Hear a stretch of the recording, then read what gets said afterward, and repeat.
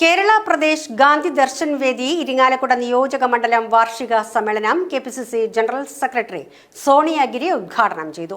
നിയോജക മണ്ഡലം president U Chandrasekharan അധ്യക്ഷത വഹിച്ച യോഗത്തിൽ ജില്ലാ സെക്രട്ടറി അഖിൽ എസ് നായർ, ജില്ലാ vice chairman P K Jinan, secretary S Sanalkumar, മണ്ഡലം Congress committee president C S Abdul Haq, secretary A C Suresh, doctor T K Unnikrishnan, treasurer T S Pavithran, vice president Shoukath Ali എന്നിവർ പ്രസംഗിച്ചു. പുതിയ ഭാരവാഹികളായി U Chandrasekharan president, A C Suresh secretary, T S Pavithran treasurer എന്നിവരെ തെരഞ്ഞെടുത്തു. ഇന്ത്യയുടെ ആത്മാവ് ഗ്രാമങ്ങളിലാണെന്നും ആ ഗ്രാമങ്ങളിലൂടെയുള്ള അല്ലെങ്കിൽ ഗ്രാമങ്ങളിൽ നിന്നും അടിത്തട്ടിൽ നിന്നുള്ള വികസനം മാത്രമാണ് ഒരു നാടിന്റെ വികസനത്തിലേക്ക് എത്തുകയുള്ളൂ എന്നും നമ്മളെയൊക്കെ പഠിപ്പിച്ച മഹാത്മാവ്.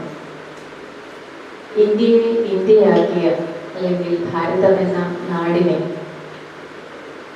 കൊളോണിയലിസത്തിൽ നിന്നും റിപ്പബ്ലിക്കിലേക്ക്, ജനാധിപത്യത്തിലേക്ക് കൈപിടിച്ചുയർത്തിയ ആ വ്യത്യാസത്തെ നാടിന് മനസ്സിലാക്കി കൊടുത്ത മഹാനുഭാവൻ.